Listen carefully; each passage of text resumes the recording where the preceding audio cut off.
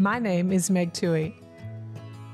Together we'll gather wisdom from a wide range of voices, thought leaders and seekers just like you. Through individual stories, we'll explore multiple categories of wisdom and uncover how the stripes of our experiences, both joyful and challenging and all that lies in between, intertwine to create a rich tapestry of life. So whether you're looking for inspiration, guidance, or simply a moment of reflection, you're in the right place. This is Wisdom Stripes. Hello and welcome to Wisdom Stripes. Today we get to talk to Shasta Nelson, and she is a relationship, specifically friendship expert.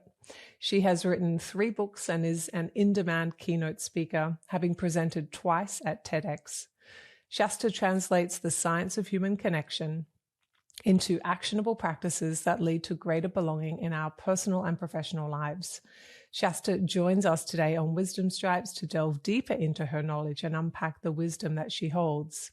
So, welcome to Wisdom Stripes, where we are your no-nonsense, fierce fairy godmothers turning pain and confusion into clarity and confidence. My name is Meg Tuohey. Shasta Nelson, welcome to the podcast. Thank you so much. So honored. Yes, I'm delighted to have you here today. And we're going to start with the analogy that I use all the time. I want to imagine that we're on the porch together and there's 3 chairs. You're in one, I'm in one, and there's a spare one, which has a young person, youngish person. No, let's make them any kind of person. We have another person sitting there that has the desire to understand the one thing that you really understand, your own wisdom that you've been cultivating across your lifetime.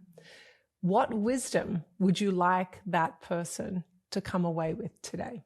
I love that. What a beautiful metaphor. I'm happy to be in the rocking chair.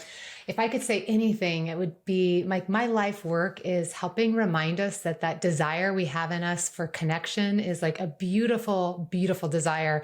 And we sometimes have shamed it and we don't want to be the lonely person. And we sometimes think that means something's bad or wrong with us. And I'm just like, that means something's right with you. That means that you're feeling that hunger. The same way your belly is hungry for food, your body is hungry for connection. And like to feel that means you're emotionally intelligent, to feel that and to name that and to say, I want more meaningful connection. I want people who know me. I want to be seen. I want to be loved. I want to be accepted. To just look and say, that is a beautiful, beautiful message your body's giving you. Receive it. And like, let's now talk about what you can do to get that need met. But like, just be so gentle and so accepting of that message because it's a beautiful one. I feel like we talk about emotions a lot, and I see emotions as information from your body, your soul, your nervous system that your beautiful brain can translate. And so when we think about emotions in general, and we think about loneliness, it's down the end of emotions that we typically don't really enjoy that much. And sometimes when we feel the pang of loneliness, it can actually feel debilitating in a way. It feels like, what ability do I have to actually do anything with this? And I am really curious in that idea around the humanness experience means that loneliness is an emotion all of us understand. All of us understand what that is. And I would say most of us are afraid of it. So what would you say to that? Would you say that's correct, incorrect? What's your experience with loneliness being something we're afraid of? Yeah, I mean, I think it's our deepest fear, honestly, that we don't belong, that we aren't safe. Like evolutionary, we needed to be in community to survive. And we know what it means and how central it is. Like when I get deep into the research around health and happiness and job satisfaction and longevity and dementia and strokes, and like you just go down the list, and relationships are the biggest protector and the biggest buffer of stress. And like, if you want to live a long, healthy, happy life, you need relationships. So I think our bodies intrinsically know how significant that is to us, and they don't want to be alone. So I think it comes with a little bit of fear. But then you add to that a really big misunderstanding in our culture. Like we think of the lonely person as, I think we all get triggered back to like when we were kids in school, and the lonely person was like the loner, the person that nobody liked, or the person, and we just have this like fear that if I'm lonely, it means I don't have friends, or that I'm not likable, or that I don't have good social skills. And I think it catches a lot of us off guard, because we can be lonely and have a lot of friends. We can be lonely and be the most popular networked person. We can be a famous celebrity that everybody adores and be lonely. We can be the best lover of people and be a caregiver and be taking care of a whole household of people and be in healthcare, taking care of people, or customer service. Like, we can be taking care of people and people love us and appreciate us. And we can still come home and be like, do I have anybody to confide in? Do I have enough support supporting me in my life? Do I feel like I'm really known? Do I feel like people care about what I'm really feeling and what's going on with me? Do I have the people in my life that are leaving me feeling like supported in this? And like, that little bit is loneliness, and I think one of the reasons it's so hard for us to identify is we just have this really extreme stereotype of it, and we just go, well, I'm not lonely, I'm not that. And it's like, well, we're all lonely. It'd be the same in my opinion of saying, like, well, I'm not starving, I have access to food, so therefore I could never be hungry. I mean, the truth of the matter is we get hungry over and over and over. Like, I'm hungry 4 or 5 times a day, right? And I don't shame myself and be like, well, this is just embarrassing, I shouldn't be hungry. Or I don't shame myself and say, well, you're not starving to death. I mean, you've eaten in the last week, you should be just fine. The truth of the matter is, like, hunger is a normal thing your body experiences. The only problem with hunger is if you don't get the need met. That's when it becomes fatal. Feeling hungry is not a problem. It's if you're hungry and you don't have access to food, or don't eat the right food, or are not eating food, that's when it becomes dangerous.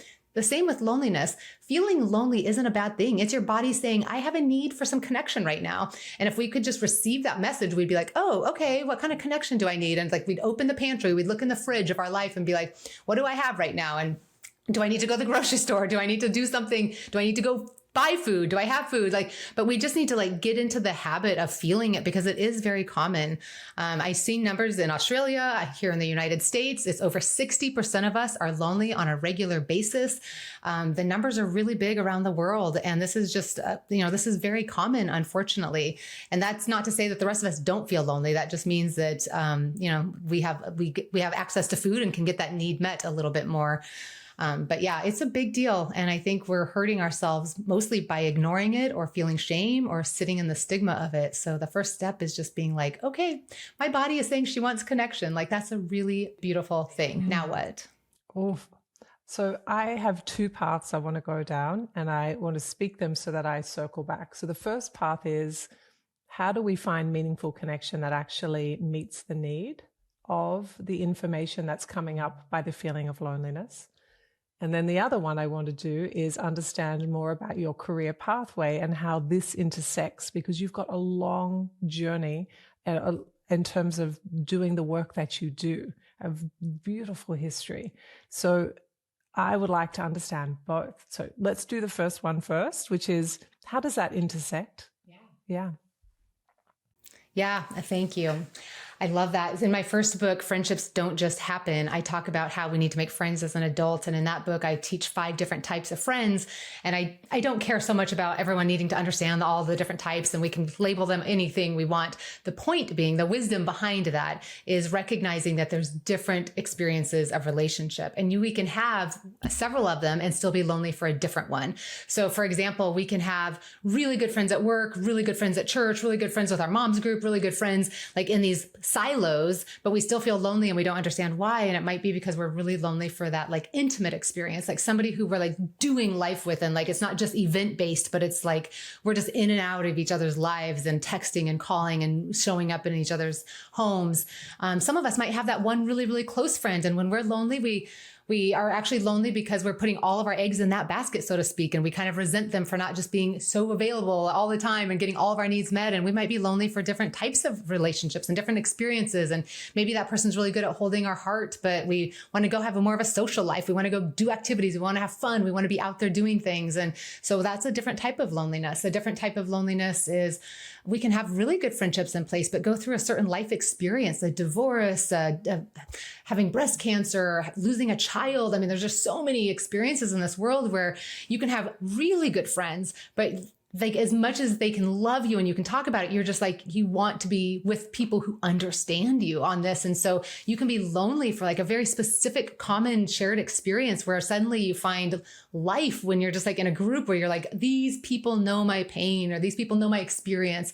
I mean, I remember feeling that way. Even this isn't a big, even traumatic thing, but I remember having great friends, but then I was starting to write books and I was like, I was hungry for other people who knew what it was like to go through the book writing process, you know? And it's like, so sometimes we're really drawn to being like like-minded people who can it doesn't mean I want to get rid of all my other friends or that they aren't good friends. It just means I'm hungry for this part of me being expressed. And so when we feel that loneliness, the question is, the reflection that you were initiating there is like, what am I hungry for in this moment? Like, what kind of relationship experience am I looking for?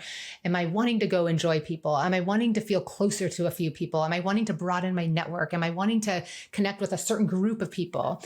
You know, we can even be lonely in a certain place. Like we can have really good friends in our neighborhood, but be lonely at work if we don't have relationships there, or vice versa. So it's really learning to ask ourselves, like, what am I wanting more of in this moment? How satisfied am I? And where's that hunger coming from? It's such a powerful reflection because then that pulls us in to, you know, following the lead and starting to build the relationships we want. But yeah, it's a great question, Meg, because reporters will call me all the time and they just see the loneliness numbers and they just say, how do we go meet friends? How do we go meet? And I'm like, it's rarely about just needing to go meet more people. Like, I mean, we could name 5 places to go meet friends, but like most of us, it's not just that we need to go hang out at a place more often. Like when we're lonely, it's for most of us, not just that we don't know where to meet people. It's we don't know what to do with the people we've met to feel met. Like we don't know how to take the people that are acquaintances and turn them into relationships. And so, but that only happens if we can kind of name what kind of experience we want to have. Okay. So in 1 or 2 sentences, how do you know you've met the need that your loneliness feeling has bubbled to the surface for you, which says, I need connection? How do you know as a human that you've met that need and that request for companionship that comes from you is complete? Right. My definition of relationship, a friendship, is where you feel seen in safe and satisfying ways. So there's 3 things there that we evaluate and assess. And so I use that as my barometer for any relationship. Like, how well do I feel seen? And do I feel like I see that person? Does that seeing feel safe? Because none of us just want to be seen and then judged. None of us want to be seen and then just left out hanging. So do I feel seen? Does it feel safe? Like, can I rely on this person? Does it feel supportive? And does it feel fulfilled? Does it leave me feeling good? And, you know, so if I can check those 3 boxes, I'm like, this is a good relationship. I have got that connection need met. Oh, it's beautiful. Does that answer your question? Yes, Shasta, love it. So then my next question is, how does your level of mastery in this topic, which is high, how does that match your timeline, your life experiences? How do the 2 things intersect together? It's such a nuanced question for me. There's so many moments where I experienced really positive relationship and community in my life that really created mile markers. And then there's other moments down lower on the graph where it's like moments of pain that also gave me information. So I feel like it's, you know, you're gathering all of these different moments. One of them was, I used to be a pastor. So my first career as a pastor. So I was a trained pastor. And so I was speaking and in that space, but it was such a good place to look at, like, what does it mean to belong? Like, do you just show up and attend and you belong? Like, how does somebody ever feel? How long does it take before you feel like you belong? You know, and like just kind of looking at watching small groups, thinking if we're just vulnerable with each other, like that bonds us. And I was like, I don't know, that doesn't look very healthy to me. Like, I'm not sure that's healthy bonding. And like, so do we just vomit our yuck on each other? And that's a relationship. So it was a really good gymnasium for me, a laboratory, if you will, for like, what does it mean to belong? What do we owe each other to be in community? You know, what's my role as a pastor to help you feel like you belong? What's your role as somebody who's showing up and coming? And so it was just a really good space for me to do a lot of relationship counseling and bonding and community development. So that was a really, really good laboratory. But then you have like these other moments, like I went through a divorce and had failure in my life, and it was rather public failure.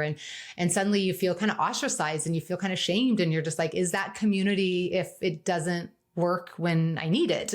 Like you kind of have these moments and you're watching the same said communities not be inclusive to other people who don't believe what they believe or who don't live up to their standards. And you're like, is that community? Is that the kind of place I want to belong to?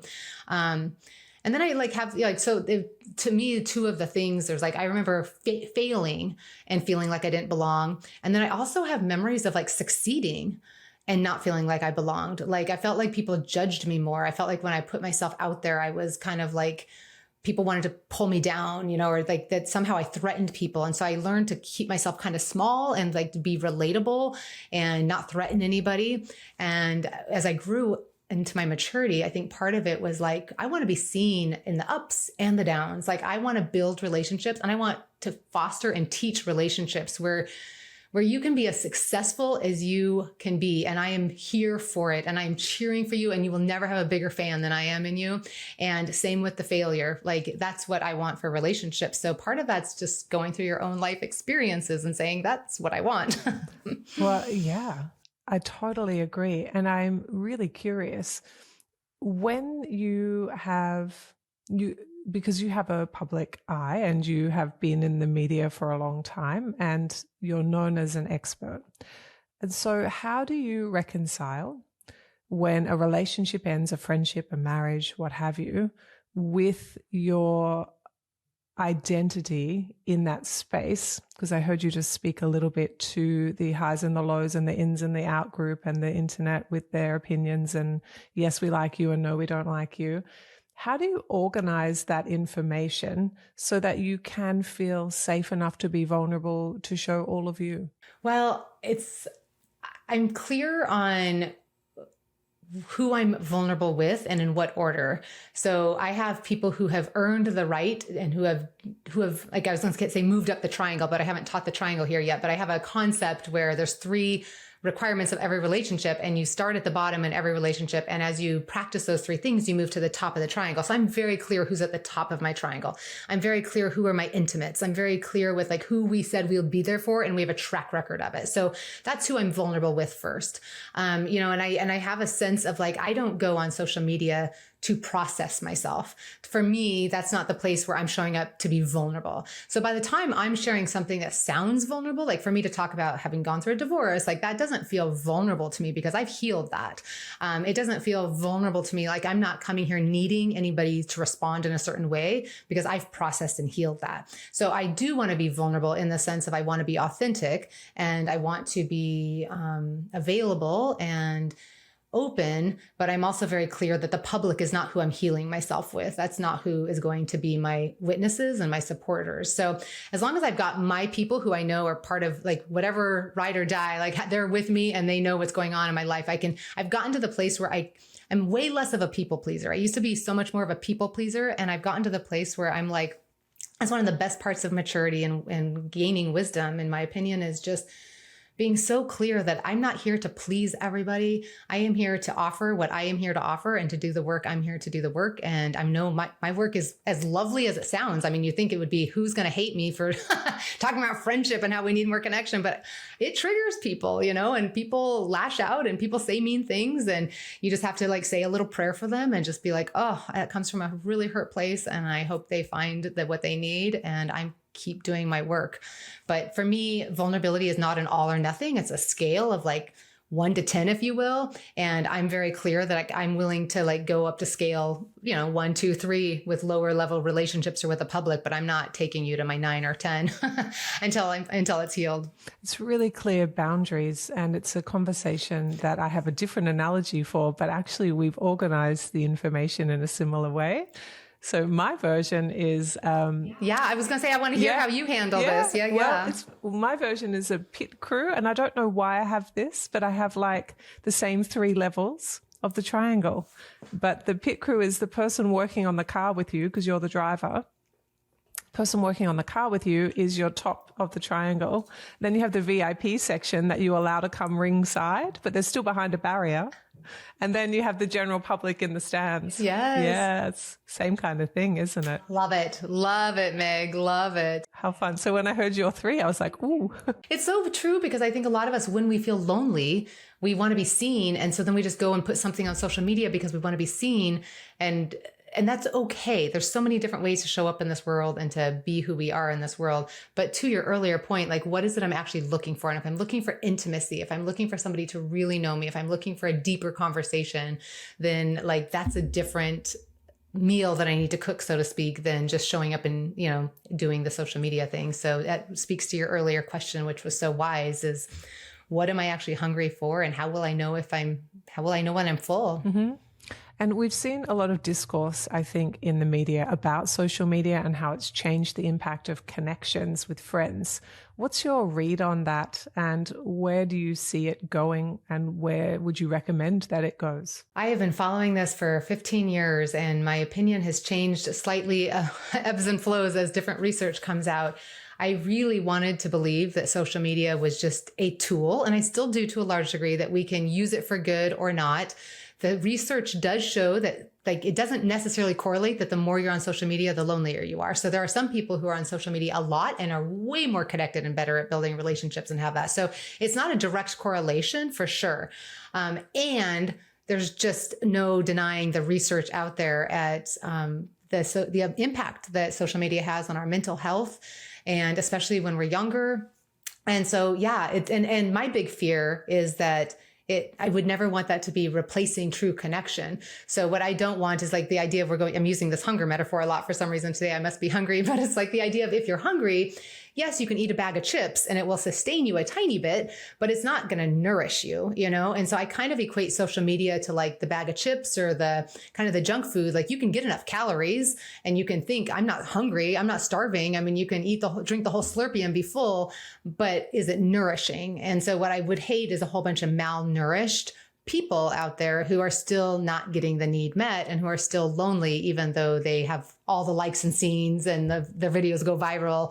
That doesn't replace really being seen and known. Hey there, Meg Tuohey here with a quick and exciting announcement. As a psychologist, coach, and founder of the Wisdom Lab, I've had the privilege of helping thousands of individuals break free from the vicious cycles holding them back and tap into their infinite inner wisdom.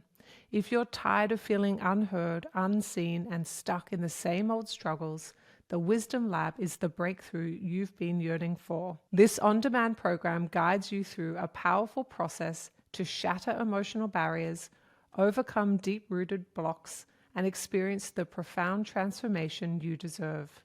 In just 4 hours, you'll gain the tools and insights to revolutionize your life from the inside out. Want to learn more? Click or tap the link in the show notes for all the details. Okay, now back to the episode. Well, it kind of circles back to where we started a little while ago, which is like you have that information bubble up from the feeling of loneliness. You read that you want connection, but then you eat something non-nourishing and you get a little bit of the need met, but you don't close the loop and actually nourish what it is your body needs. And the danger, I think, Shasta, from there is that you are much more likely to start to build a story about your loneliness. And that story is not going to be a positive one, that you know how to meet your needs and that you're a regular, normal human. You're going to start to build a story that you're not normal. People don't like you. I knew people didn't like me. It happened since the beginning of time. And we start to build then these webs that we then get really stuck in. And they're the web that we made ourselves. And that's not criticism or judgment. I think what I'm trying to say is, let's understand that when we meet a need, it closes, and then we can code it somewhere, even subconsciously, as like we did it. But if we don't meet the need, then it stays open and it kind of taps us all the time. And, you pay attention to that niggly, itchy part of you, and then you focus over there. And then all of a sudden, over 2 years, 20 months, 2 weeks, you now are somebody who doesn't have friends anymore. Is that something that you see a lot in your practice, or am I off track? No, for sure. You're definitely on track for sure. And I think it becomes a habit, right? And so I've seen science that says most of us are walking around not getting enough sleep. But if we're one of those people, we're just like, I'm fine, we're functioning, and we think it's normal and we're fine and we call it healthy, but we don't know what we would actually feel like if we got more sleep on an ongoing basis. So we have nothing to compare it to. So one of the things I'm really scared of is a whole bunch of people who are walking around lonely-ish and not getting the need met and actually being like, I'm fine, it's okay. And like not addressing it. Because when you look at the science around, longevity and our health, that's staggering. If we feel lonely on an ongoing basis, it's worse than smoking 15 cigarettes a day. It's twice as harmful as being obese. It does the equivalent damage on our body as being a lifelong alcoholic. It's worse than if we don't exercise. It's worse than any other factor. Like the number one factor to our health, to our longevity is how we answer the question, how loved and supported do I feel right now? And that tells us more about the quality of your health 10 years out than any other question we can ask you.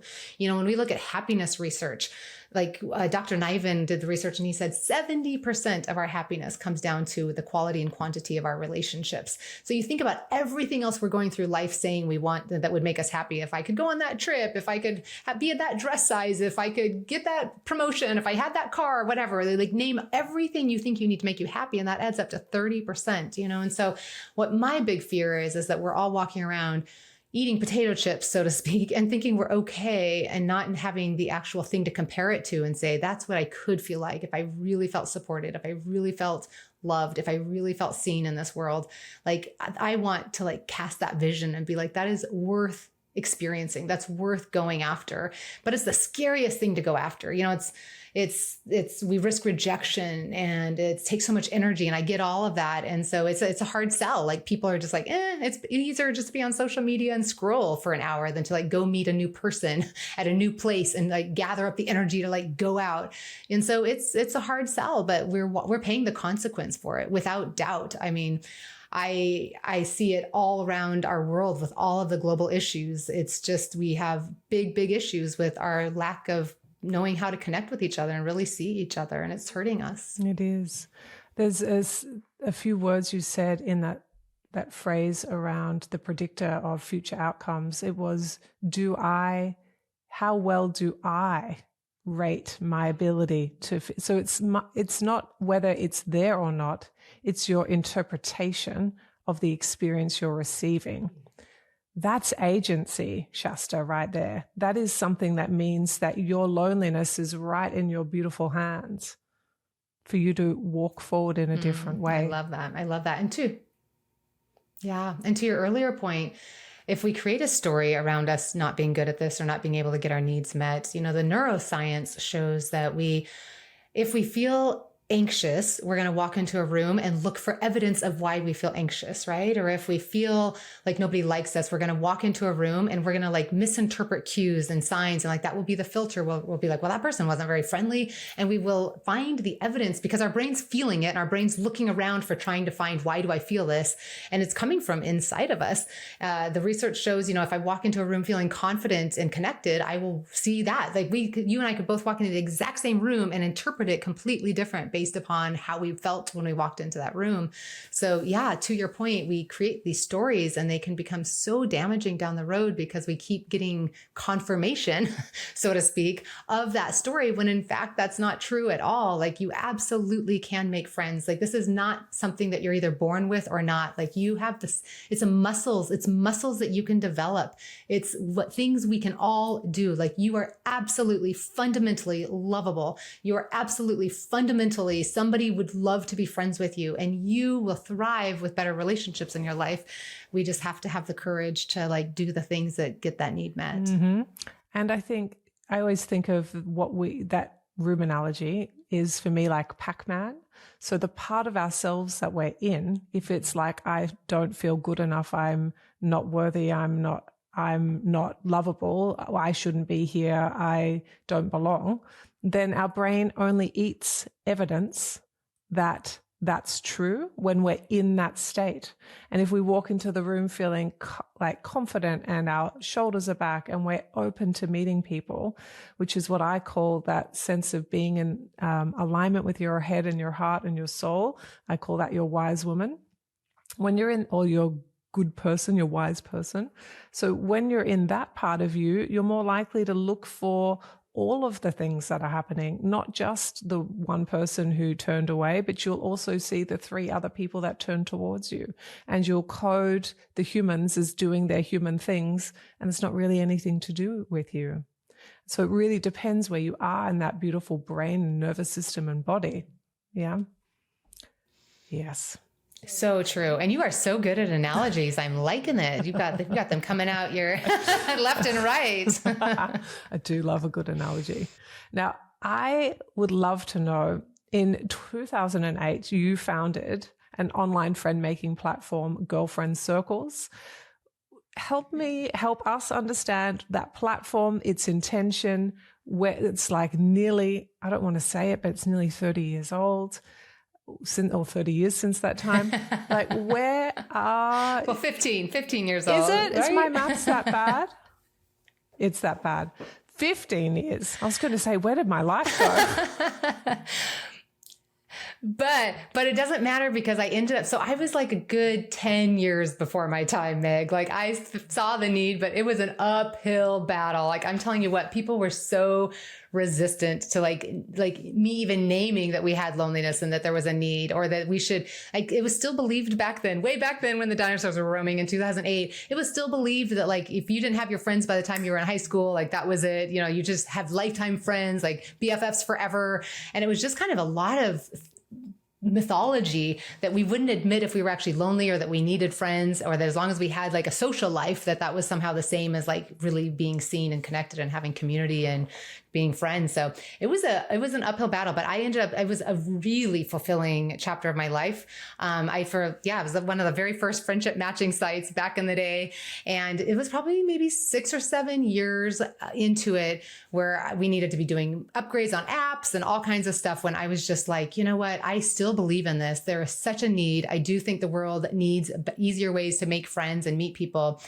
And I am meant to be a teacher on this planet. I am meant to be a speaker and a writer and like get my wisdom out. I am not meant to be a CEO of a company and like trying to like figure out user-friendly apps and like build out this, like, it was so clear to me that I had like developed something because I saw the need, but it was not something that I wanted to keep being called to. So I transitioned my community into much more of like a learning place and friendship stuff, and did a lot more events and that kind of thing. But yeah, every single one of those chapters gave me more wisdom, helped me learn, gave me a front row seat to the friend making process, to help me hear all the stories, helped me gather and watch, like test out things, do the research, what is it that actually bonds people? Like, when you're matchmaking them, like, what do you have to matchmake them in? And like, is it commonalities that bring us together? And it was just such a rich experience of being able to kind of really identify and name and practice and kind of be another laboratory. Yeah. Church was a laboratory. Girlfriend Circles was a laboratory. And now, just mostly speaking and leading retreats and events and just being of service in whatever way I can. I just started a podcast this summer, so that's one more way. But so I'm just like with you, it's just finding the ways to be of service in different stages of our lives, all with the same mission. Mm-hmm. Absolutely. We're all different facets of the disco balls, those ones over the roller rinks in the 80s. Another great analogy. You got it. I do love my disco ball analogy, to be honest, because we all have so many facets and so many sides. Yeah. And it's when the light hits them that they show their beauty, even if they're in the darkness behind us sometimes. Yeah. Okay. So thank you. This whole topic of friendship, your mastery of this subject is really clear to me. I can see this passion within you, and we've heard that you've written 3 books on the topic of belonging. What was it about belonging that captured your attention to the level of 3 books, TEDx speaker, event speaker, retreat leader, podcast leader? What is it about belonging that just speaks to you? I know how good it feels to belong. I know how life-changing, how life-giving it is. Like when I am with my best, highest quality of relationships, I'm just like, I wish I could bottle this up and just give it to everybody.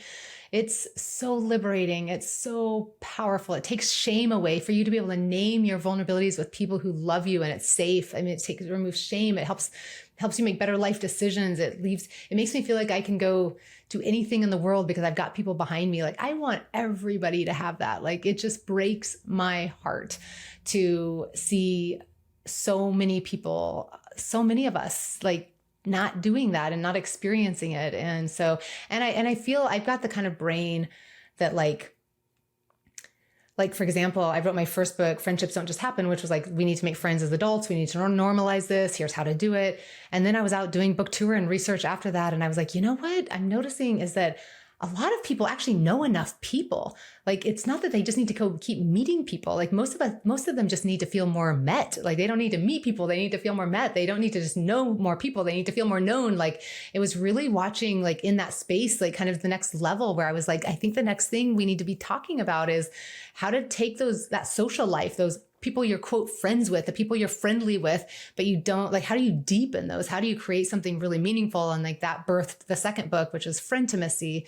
And like, how do you go deeper in that, And then like one of my TED Talks was birthed out of observations where you're just in life and you're just like, people are breaking out of relationships whenever it feels hard to them, whenever they think it's like not fun or somebody disappoints them, they're just kind of giving up and calling that person toxic and pulling away. And I'm just like, I don't think that's good. And so like my next, my TED Talk, my second TED Talk was like, hey, just as you go to the gym and sweat and you don't jump off the quote treadmill because you're starting to sweat, like you understand the reason you went there, you understand that your physical health is on the other side of that physical exertion. So you don't pull away when it happens.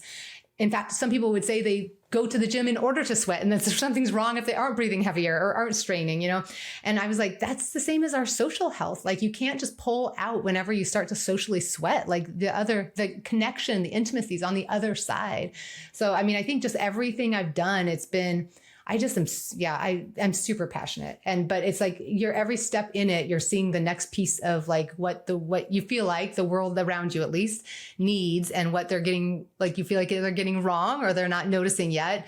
And kind of one of the roles I have is to like name that next thing or to name what's not being said or to kind of just be an observer, witness, if you will, of those relationships and normalize and give permission and just help set healthy expectations. If you're walking around expecting friendships to just happen, you're going to be disappointed. If you expect friendships to never hurt or disappoint you, you're going to be disappointed. If you expect friendships to just automatically be really deep and meaningful, you're like, you've got to set the right expectations, So, and most of us haven't been modeled this. We haven't been taught this. So there's no shame.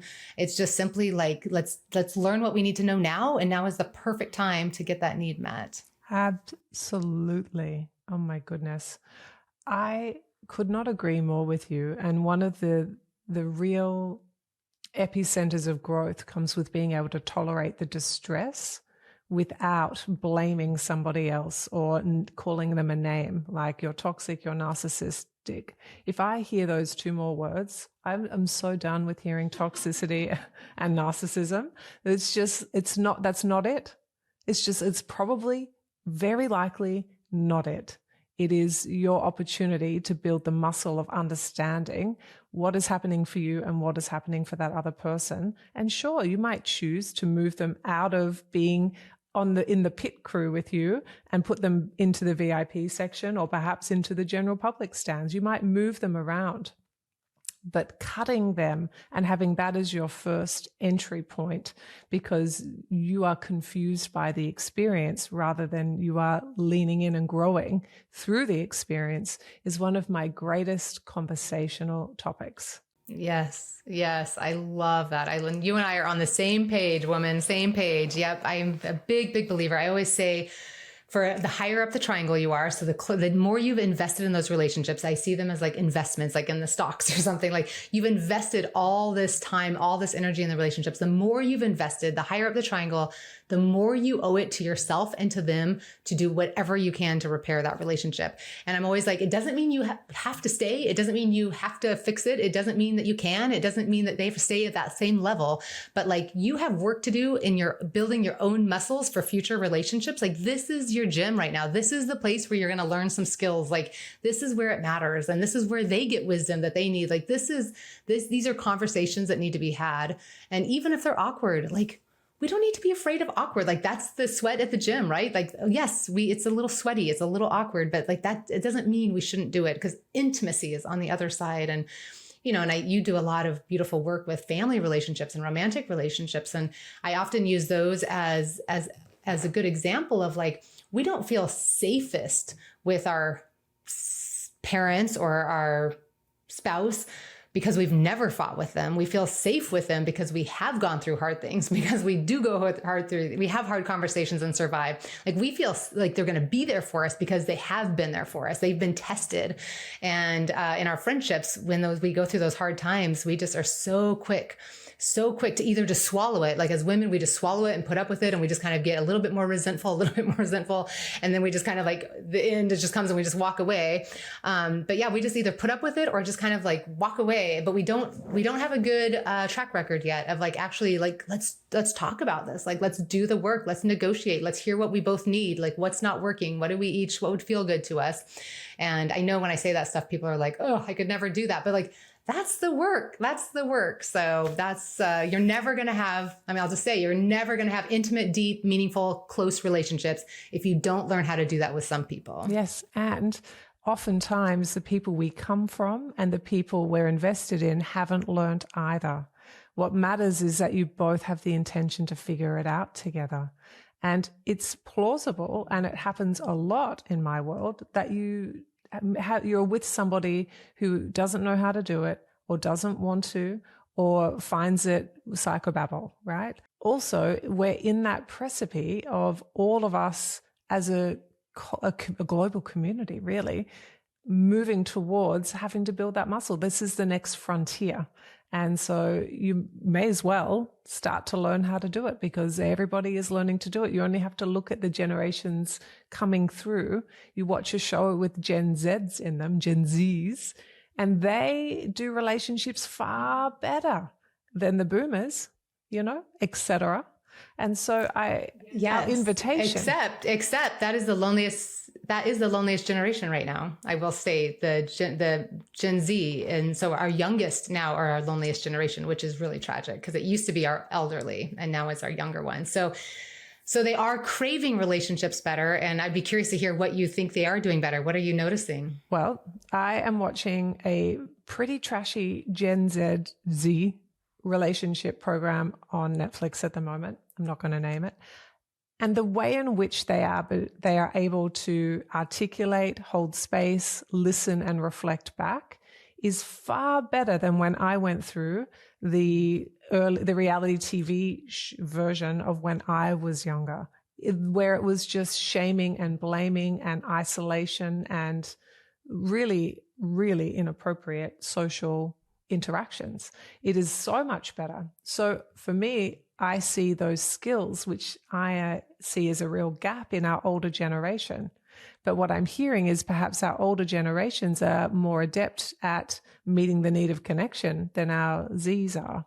Is that what you're saying? Well, as of right now, when you do the research, the youngest generations report the highest levels of loneliness. So when I was like saying 60% of us feel lonely, I think it's like 72% on a regular basis of the Generation Z, if I'm not mistaken. So that is the loneliest generation. But I agree with you completely. I think they have a much more emotional intelligence. I think they've learned more skills. They've been exposed to a lot more of this than the older generations for sure. Maybe they've just had less opportunities to practice it. I think that's maybe where the phones and social media have come in, where back in the day, we just had to go play with each other. Like leisure time or play, or like alone, like being playtime was you go play with somebody. Like you wouldn't just choose to sit in your room by yourself. But now a lot of our leisure activities are things you can do alone and on screens. And so, maybe we're just not getting as much practice time doing some of those relationships. But I'm very encouraged by the hunger they have. Like they're not going to work a job if they don't feel like it's going to be meaningful for them and give relationships. So there is much, much, much to learn there for sure. I agree. All right, let's talk about a turning point for you. Could we talk about your personal journey through these themes? How has your work influenced your choices or your journey? How has what you know shaped who you've become? Well, the upside of it, the easy upside of it is I feel no guilt whatsoever for ever spending time with friends, for going on girls' weekends, for prioritizing friends. The upside is I'm just seeing the research all the time. So like, I know that if I have Tuesday night girls night, I know that sometimes I'm not in the mood to do it, but I don't even make decisions like that based on the mood, because I know that the long-term value is that I have those relationships, and I know that I have to keep being consistent in those relationships if I want the payoff. So like the research, like knowing the research is so motivating to me. It's like, I don't even question, like, I don't sit there and be like, well, I don't feel like it, or I'm tired. I mean, I'm just like, yeah, but I could be tired every night and I need to go build these relationships. So those are high priority. This summer I launched a podcast, and my podcast is designed around, I'm inviting a good friend on every episode, and we are having a hard conversation about a time in our friendship where we went through kind of a difficult time, maybe where we actually had a fight. Maybe it's just something that was one of us noticed, but we've never actually talked about, but we've had like every single one of my friends on for a different episode. And it had, like, they're doing that for my work because they love me. And that has bonded us so much more. I mean, like, we're having conversations that are so healing and so beautiful. Like, I just had a conversation with a friend where it was like, I could have outgrown her. I felt like, to your earlier point of this feeling like I felt like I was kind of doing the work and kind of outgrew her and she wasn't there yet. And we're having this conversation about that. Like, what did it feel like to be her at that time? And what did it feel like to be me? And what was the hard part about that? And what judgments did we have?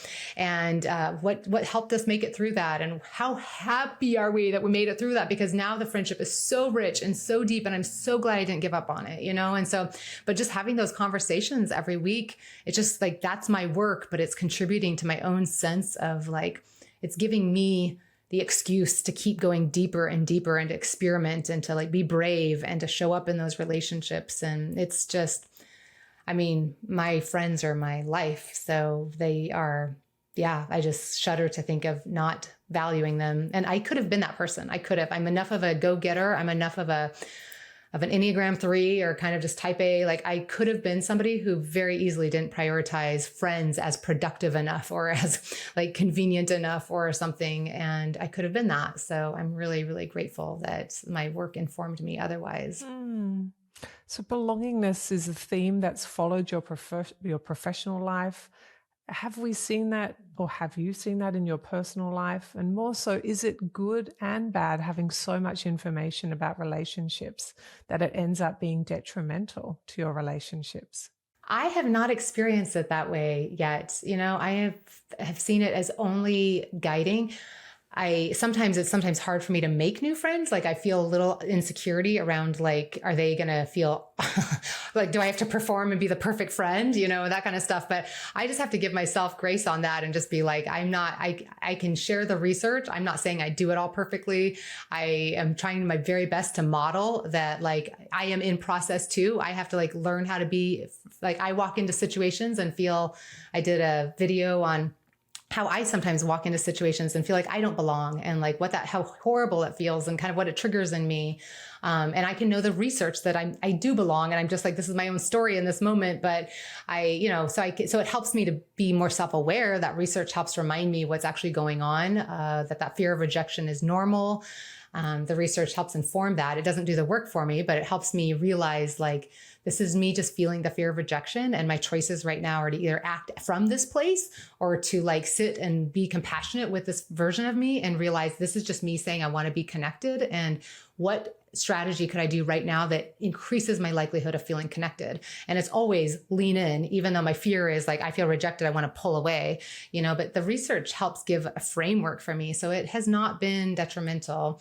And fortunately, all my friends like are down for it. They're always like listening and learning, and we talk about it and we're evaluating our relationships. So I've been really, really fortunate to have that benefit. But I think it models to all of us, you don't have to be a quote friendship expert to do this, but it shows it's muscles that can be, it's stuff to learn. It's stuff to experience. It's stuff to practice. Like, this isn't something that you're just not good at. It's something that you can become better at. And I feel like I am evidence of that. I feel like the more I've practiced, the more I've built those muscles, the more I've learned the dance steps, the more I've, learned and read the textbook, so to speak. Like, this is an area of life that we sometimes feel shame if it doesn't just happen intuitively, but like, this is too big of an area to shame yourself on, or to expect that you should just know. Like, very few of us had good modeling from our parents on this. Very few of us have ever had a class on it. Very few of us have read a book on it. Be very gentle with yourself, and instead just be like, I'm ready to start learning now, because it is absolutely learnable for sure. For sure. I think one of my last frontiers I'd like to cover with you is that old saying, a reason, a season, or a lifetime, people come into your life. And if we look at the triangle, or we look at the racing pit analogies, same kind of idea. Not everybody that comes to the top of our triangle right into the pits is going to stay the duration of the race of life. They are sometimes going to move down and sometimes move out. Can you talk to us about natural endings? Because we've talked a lot about beginnings, acquiring new friends, and the time investment to be able to take them from the bottom of the triangle to the top. But what happens when they have come and done their reason or their season, and they're not a lifetime? I'd like to talk about the normalcy of people moving through your life and it being totally okay not to take them with you all the way to the end. Yeah.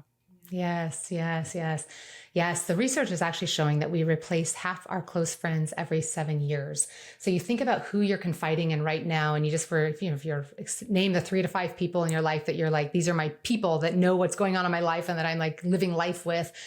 Chances are high, if you look back on where was I 7 years ago in 2017, chances are high that 2 or 3 of those will be different people than they are now, And so it's just very normalizing to remind ourselves, like, that says 2 things to me. One, it says, I need to always be open to like making new friends, because there is a shifting and there are different stages of life and there's always changes, and the kids are going to go to a different school and I'm going to have a different job and we're going to move houses. And like, I need to just keep seeing like my opportunities to make new friends. But it also says the second thing, like, I also want to be really intentional about who are the people that I want surviving those big changes. Like, I do want some friends who are the same 7 years later. Like when we talk about these lifelong friends, I hear from people all the time who quit a job. 6 months later, they'll say to me, well, I guess none of my friends were real. They were just like fake friends, toxic friends, and like they weren't real friends because none of them have even called me. And we get our feelings so hurt because we thought we were in a setting where we had really good friends, and then we moved out of that setting and we're not like keeping those friendships. And I'm like, those were really good friends. They were fabulous friends. And what you had in common was being in that silo. Your friendship took place in that silo. That was the pattern your friendship had. And you moved out of that silo, and your friendship has never practiced a different pattern. Your friendship has yet to learn what it's like to initiate and to go out for dinner and to like, you just work together. Now you actually have to like create a new, who calls who and how often and when do you get together and what is it you go do? And those are big things. They're not insurmountable. But if you want those friendships to survive past that job, past that marriage, past that house, past that whatever, you have to intentionally, when you move out of that silo, you need to say, these are the 2 people I really want to stay in touch with. I would be sad a year from now if I wasn't still close to them. So I need to help make this new pattern happen with them. And we're going to have to experiment and find that new consistency so that our friendship can continue. So a lot of us are lonely because we just keep replacing friends everywhere we go, and we aren't doing the hard work of actually, what does it look like to be friends when we're single and then one of us gets married? And how do we create a new pattern of friendship when one's married, or when one has a kid and one hasn't, or when one's gone through a divorce and we've only been friends as couples? And so it's having to learn who is important enough to you that you want to keep trying new strategies with too. So yes, to normalizing it, Meg, so true. And then to speaking of the kind of knowing when a relationship is over. So when I was speaking of the triangle, there's each of the arms of the triangle represent the 3 requirements of every relationship that we see in every single study around relationships. And we can give different words to them and call them different things, but everything is an outcome, an illustration, or a synonym of these 3 things. And they have to be present in every healthy relationship. And that's positive emotion and consistent interaction that kind of creates reliability and safety and trust. And then it's got to have some vulnerability. And so we can evaluate the health of any relationship in our lives. I mean, I can guarantee that you don't have any close friends that don't have those 3 things present. Any relationship that's not feeling meaningful, it's because one of those 3 things is lagging behind. And when we feel like we've done what we can to like build all 3 of those up and the relationship just isn't working up there, it's out of alignment for us to keep calling them our best friend, or for us to keep trying to force that relationship. If it's not at the top of the triangle, if it's not high vulnerability, high consistency, and high positivity, it's out of alignment for us to keep calling that person a good friend when you don't have vulnerability that's safe, or when you actually you only talk to each other every couple of years, or it doesn't leave you feeling good. So I'm always a fan of like trying to do the repair work of which of these three is lagging behind.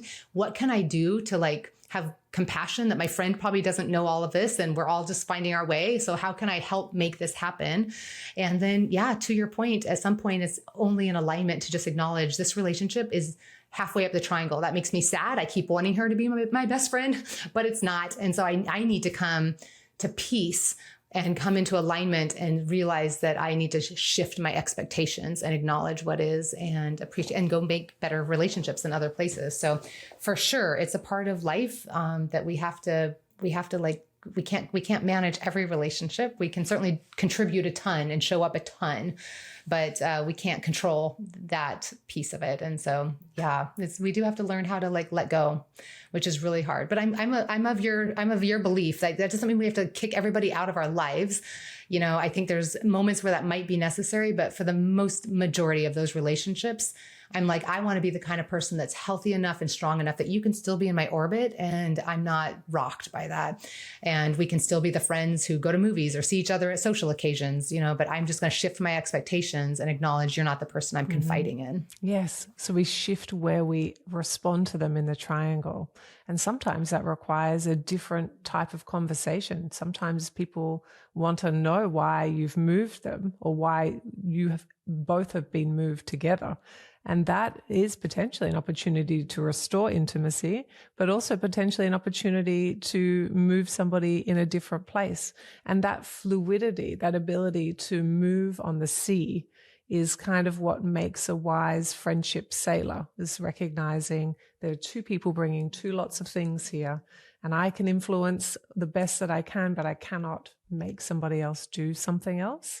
But very often the way I show up, when we think about mirror neurons in the other person, they learn from the way I show up. They learn from the way that I talk to them. They will learn from the way that I stay calm during conflict. They learn from my warm, gentle, connected approach. And then they start to mirror it when they've built the skills in themselves. And so we can have much more influence than we think we can as well. Totally. I always picture a Venn diagram and I'm like, I'm one of the circles and you're one of the circles, but that crossover in the middle is our relationship. And so when I change, I am changing that third entity. I'm changing our relationship, you know? And so it doesn't mean that you're going to change. I can't change you, but I'm changing the relationship, which means I'm giving different opportunities. I'm changing the pattern. I'm like showing up and you have opportunities to respond differently. And yeah, there's so much influence, so much impact that we can have that can strengthen that relationship. And I'm with you all the way. I'm with you. To me, intimacy, I mean, when you look at all the relationship models, you know, it's like pseudo community and it's not until you like go through conflict and like the intimacy is on the other side. And I think so often we kind of hit that conflict and we go, oh, this isn't fun. And we think we want to go back to when it was fun and easy. And I'm like, that's the honeymoon phase. I mean, yeah, it's fun, but if you want intimacy, you got to keep going, my friend. You have to go deeper into this. Like intimacy is on the other side of this. And I think people they don't know that, or they're so scared. They just keep wanting to like end it and go back to honeymoon phase. And I'm just like, you're just going to live a very shallow relationship life until you learn to go through that disappointment and that hurt and navigate that and build the skills, because intimacy is not up there. It's down here and it's worth it. It feels so good when you get there. Oh my goodness. My last question, because I've had a very good time, Shasta. Oh, I love this. I could talk to you all Me day. Too. Me too. And I want to hear, I wish I could be interviewing you now too.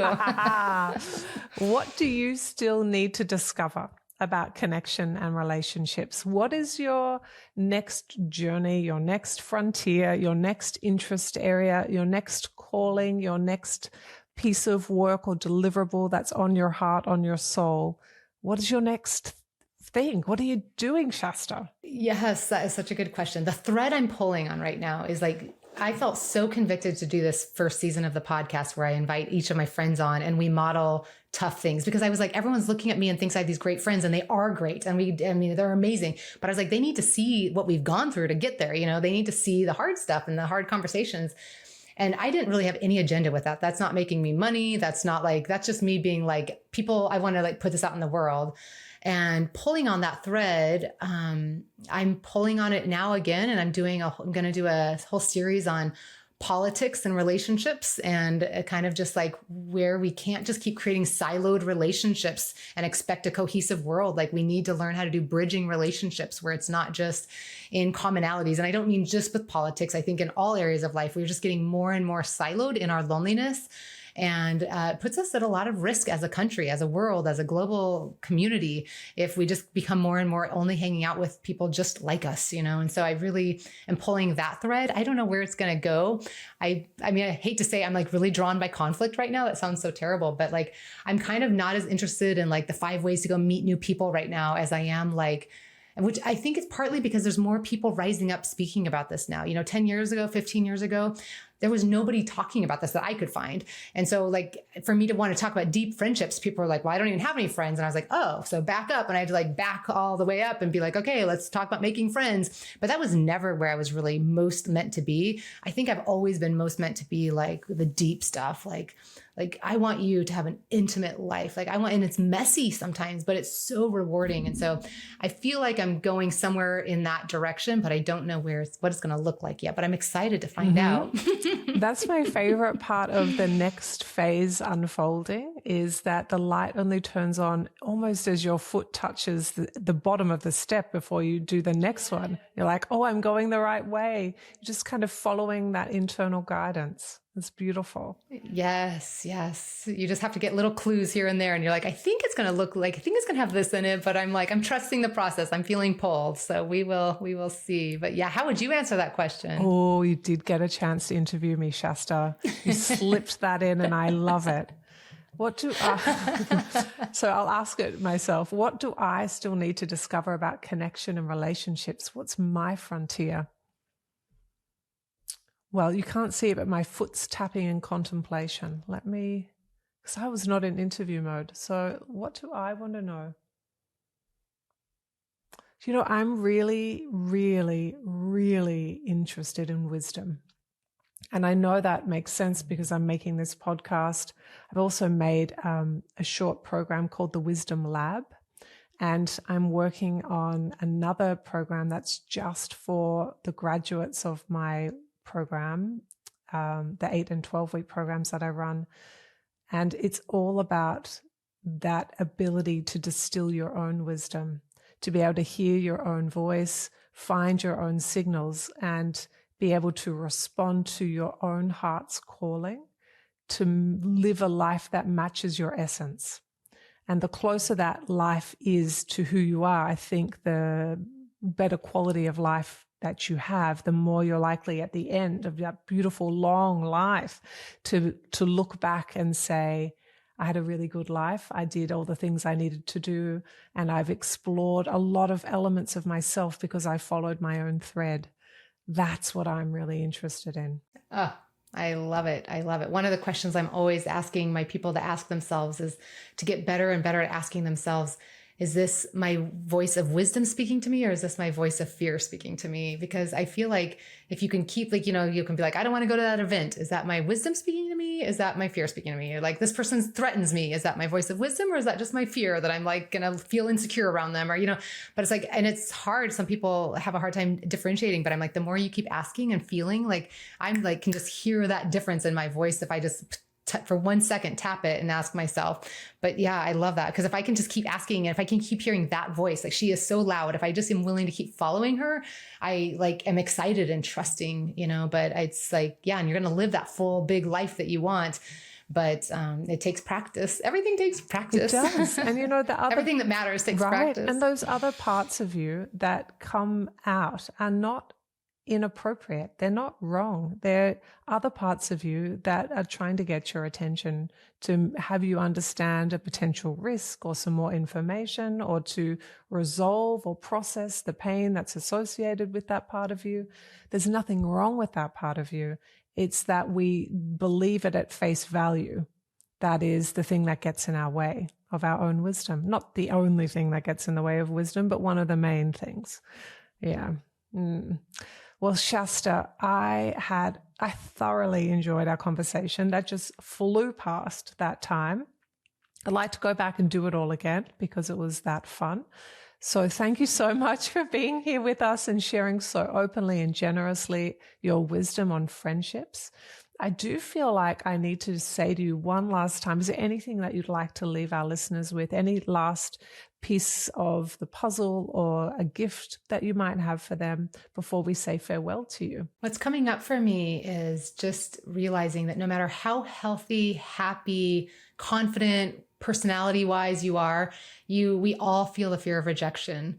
That is not something, again, not something that's wrong with you. And like every single one of us feels that. The difference is we hopefully get better and better at recognizing that's what it is and not react out of that and like lean into connection even when we feel that. But to feel that, like it lights up the same part of our brain as our physical pain center. So when we feel like we are even perceived being rejected or they're worried that they might not like us, it's like hurts in the same way. And they say, if you take Advil, it actually takes away the pain because it's like lights up our physical center. Like our body knows how painful it is. So I guess that's coming up for me just to normalize, like that is a pain that everybody knows. We all want to be liked. We all want to be loved. It's just a human need, and feel that. Be compassionate with yourself, but please, please, please don't let that stop you from the intimacy and the love and the connection that is so, so available to you. I really have loved this conversation. I am literally stopping myself from jumping on that and going down another stream because this would have to be a second podcast, Shasta. We just wouldn't stop. Thank you so much for being here today. It has just been my honor to get to know you and for all of us to hear your wisdom. It's been such a blessing. Thank you so much. Likewise, and many blessings on your podcast, and may it just continue to make the huge impact that you already are making. And thank you for the beautiful, beautiful work you're putting out in this world and all your analogies. So good. I love that we brought it back to the analogies at the end. That was Shasta Nelson, keynote speaker, author, and expert in building healthy relationships and particularly friendships.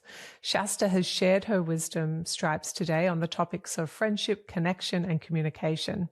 Shasta, thank you for joining us on Wisdom Stripes, where we are your no-nonsense, fierce fairy godmothers, turning pain and confusion into clarity and confidence. If you've enjoyed this episode, I encourage you to subscribe and leave us a 5-star review so that you can get our weekly drops. Follow me on Instagram to keep up to date at Meg Tuohey Official. Until then, my name is Meg Tuohey, and this has been Wisdom Stripes. Thank you for listening to this episode of Wisdom Stripes. Follow me on @MegTuoheyOfficial and leave a comment and review. I'm looking forward to meeting you here next time on Wisdom Stripes.